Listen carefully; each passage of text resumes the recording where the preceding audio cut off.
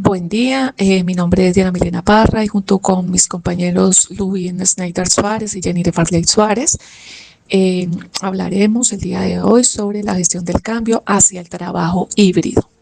Este es un tema que actualmente tiene gran importancia en las organizaciones y especialmente en el ámbito educativo debido a las transformaciones que surgieron después de la pandemia del COVID-19. Inicialmente es importante comprender que el trabajo híbrido no apareció de manera espontánea. Este modelo es el resultado de un proceso histórico y organizacional relacionado con la transformación digital, con los cambios sociales y las nuevas dinámicas laborales que comenzaron a fortalecerse con el avance de las tecnologías de la información y la comunicación. Durante muchos años, las organizaciones funcionaron bajo modelos completamente presenciales. Se consideraba que el trabajo debía realizarse físicamente dentro de las oficinas, de las instituciones o dentro de las empresas, bajo horarios estrictos y supervisión directa. En la educación sucedía exactamente lo mismo. Las clases se desarrollaban únicamente en espacios físicos y el proceso pedagógico dependía principalmente de la presencialidad. Sin embargo, con el paso del tiempo comenzaron a surgir herramientas tecnológicas que transformaron poco a poco las dinámicas organizacionales. El acceso a Internet, las plataformas digitales, las videoconferencias y los sistemas virtuales empezaron a demostrar que muchas actividades podían realizarse dentro de otros espacios diferentes a la oficina o al aula tradicional. Y a pesar de esto, muchas organizaciones seguían mostrando resistencia al cambio. Existía desconfianza frente al teletrabajo porque se pensaba que la productividad disminuiría y que sería más difícil supervisar las actividades laborales. Y todo cambió radicalmente en el año 2020 con la pandemia del COVID-19. La emergencia sanitaria obligó a millones de organizaciones e instituciones educativas a trasladar rápidamente sus actividades hacia entornos virtuales. Las empresas, las universidades y los colegios tuvieron que adaptarse en muy poco tiempo a nuevas formas de trabajo y de enseñanza mediados por la tecnología. Y en ese momento surgió una de las transformaciones organizacionales más importantes de la historia reciente. Posteriormente, cuando las restricciones sanitarias comenzaron a disminuir, muchas organizaciones descubrieron que algunos procesos podían mantenerse virtuales mientras otros requerían la presencialidad, y de esta manera comenzó a consolidarse el modelo híbrido. ¿Qué es el trabajo híbrido? En el ámbito educativo, el trabajo híbrido puede definirse como un modelo organizacional y pedagógico que combina actividades presenciales y virtuales para favorecer la flexibilidad del acceso y la continuidad de los procesos formativos. No se trata únicamente de alterar entre clases presenciales y virtuales. Implica rediseñar metodologías de enseñanza, formas de evaluación, mecanismos de comunicación institucional y estrategias de acompañamiento estudiantil. Un ejemplo es un estudiante puede asistir presencialmente a determinadas actividades prácticas mientras desarrolla otras experiencias de aprendizaje mediante plataformas digitales. Asimismo, los docentes pueden combinar encuentros presenciales con recursos virtuales, aprendizaje colaborativo y actividades asíncronas. Desde esta perspectiva, el trabajo híbrido transforma no solamente el lugar donde ocurre el aprendizaje, sino también la forma en que se construye el conocimiento. Y por ello, diversos investigadores consideran que estamos frente a una evolución de los modelos educativos tradicionales hacia ecosistemas de aprendizajes más flexibles e inclusivos. ¿Qué es la gestión del cambio? La implementación del trabajo híbrido en las instituciones educativas no ocurre de manera automática. Requieren procesos planificados que permitan a los docentes, a los estudiantes y los directivos adaptarse a nuevas formas de enseñanza, de aprendizaje y de gestión institucional.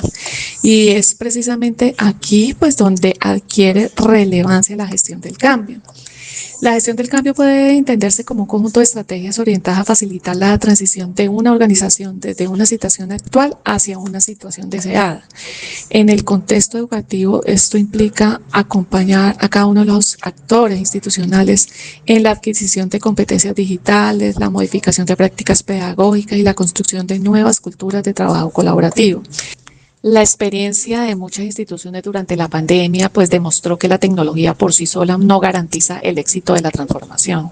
Los mayores desafíos pues estuvieron relacionados con la resistencia al cambio, también con la adaptación pedagógica, con la capacitación de docentes y la construcción de confianza en esos nuevos modelos educativos. Y por esta razón, la gestión del cambio se convirtió en un elemento estratégico para asegurar que las innovaciones tecnológicas realmente generen mejoras en la calidad educativa. Finalmente, para comprender cómo se desarrollan estos procesos de transformación organizacional, vamos a analizar a continuación el modelo de cambio propuesto por Kurt Lewin, uno de los referentes más importantes del desarrollo organizacional. Uno de los modelos más clásicos y más citados en la literatura organizacional es la de Kurt Lewin. Lewin propone que todo proceso de cambio pasa por 3 etapas. Una de ellas es la de descongelar. Entonces aquí quiere decir que antes de cambiar algo, primero hay que romper los paradigmas. Hay que preparar a la organización, hay que hacerle entender a la gente que el modelo actual ya no es suficiente. Entonces, en el caso del trabajo híbrido, esto fue precisamente lo que hizo la pandemia, que nos descongeló a la fuerza. Otra de las etapas es cambiar. Aquí es donde se implementan las nuevas prácticas, las herramientas digitales, las metodologías. Entonces, es el momento de mayor tensión porque las personas están saliendo de su zona de confort. Y tenemos la de recongelar, que no significa volver al pasado, sino todo lo contrario, consolidar el nuevo modelo y convertirlo en una cultura institucional.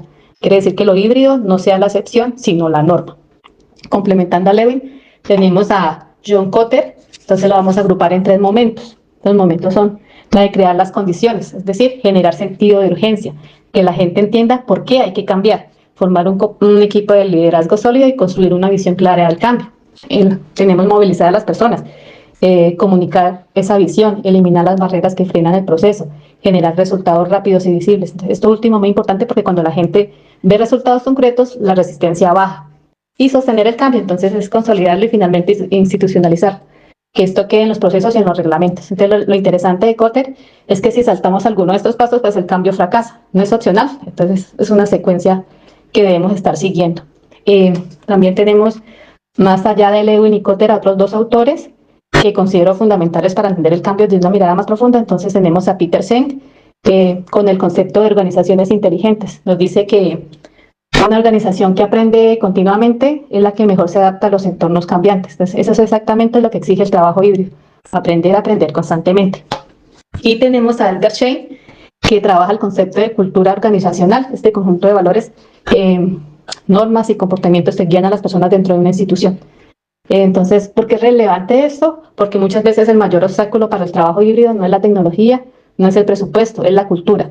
Si la cultura de una organización es rígida y desconfía del trabajador que no está a la vista, ningún modelo híbrido va a funcionar bien. Tenemos las ventajas del trabajo híbrido en 3 dimensiones. Entonces, desde lo organizacional, pues tenemos la flexibilidad para adaptar los equipos según las necesidades, que tengan mayor productividad cuando las personas trabajan en entornos cómodos y reducción de costos en infraestructura y desplazamientos. Desde la parte humana, que para mí es lo más valioso, entonces el bienestar personal mejora, se facilita la conciliación entre la vida laboral y familiar y se reduce el tiempo perdido en desplazamientos. Entonces el trabajador recupera tiempo para vivir. Y en la parte educativa, el modelo híbrido permite innovar en las metodologías, ampliar el acceso a la educación de manera remota, aumentar la cobertura institucional y ofrecer flexibilidad académica para estudiantes que antes no podían acceder a estos medios. En cuanto a los desafíos del trabajo híbrido, sería como la resistencia al cambio. Muchas personas por costumbre o por miedo prefieren lo conocido, aunque lo conocido ya no sea lo más eficiente. También tendríamos como la fatiga digital.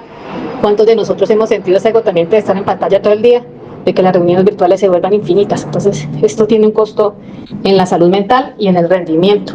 El aislamiento, entonces el trabajo remoto puede generar desconexión emocional con el equipo, con la institución, con la misión colectiva, entonces el sentido de pertenencia se debilita. Y la brecha tecnológica, que no todos los trabajadores ni todos los estudiantes tienen las mismas condiciones de acceso a Internet, a dispositivos, a competencias digitales. Entonces, si no se atiende a esto, pues el modelo híbrido puede profundizar las desigualdades en lugar de reducirlas. Con esto hemos terminado, pues, aparte de los fundamentos teóricos del cambio y los retos más concretos del modelo híbrido. Entonces, a continuación, mi compañero nos va a mostrar cómo esto se traduce en un enfoque educativo y en un contexto normativo colombiano. Para la gestión del cambio, el trabajo híbrido, desde su enfoque educativo, puede considerarse, pues, en una primera medida en el modelo de clases híbridas. Estas clases ofrecen una solución a diferentes retos que se están teniendo en los contextos.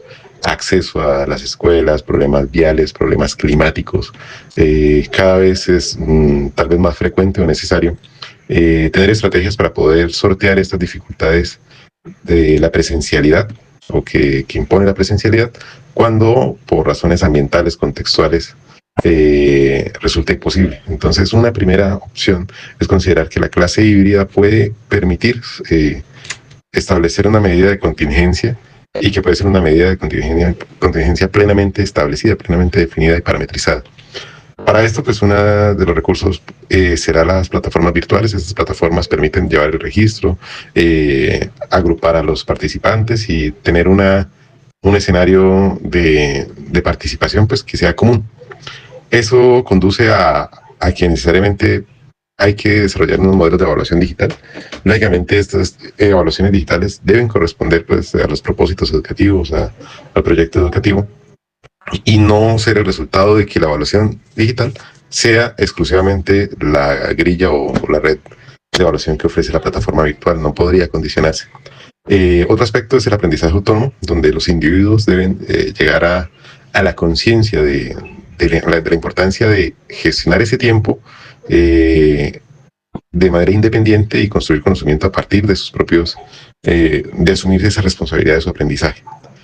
Esto requiere pues, nuevas competencias docentes, que han sido las competencias también que se requieren para transformar la educación, de cómo hacemos para que los estudiantes, primero, participen en un nuevo modelo evaluativo, segundo, que quieran aprender cómo despertar ese interés por el conocimiento y ese deseo de participación. Eso es de un enfoque educativo. El rol del docente y del estudiante entonces pasaría a ser, en cuanto al docente, como facilitador, mediador digital, innovador y guía de aprendizaje, casi un poquito el perfil que se establece en el modelo dialogante, donde no es una asignación vertical ni administración de conocimiento, sino que es una gestión del interés y la curiosidad. Y el estudiante asimismo pasa a ser un agente autónomo, participativo, responsable, que está a cargo de su aprendizaje. Entonces los límites y las barreras estarían establecidos por ese interés del estudiante en el conocimiento.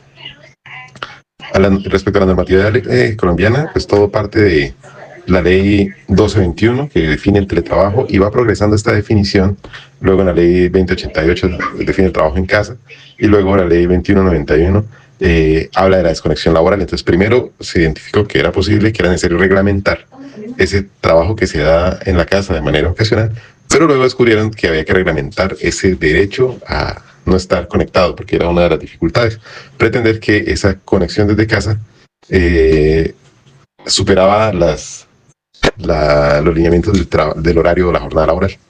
Entonces, como conclusiones, el trabajo híbrido es una realidad que va a permitir solucionar muchos de los retos que tenemos actualmente y muchos de los retos que se nos van a presentar.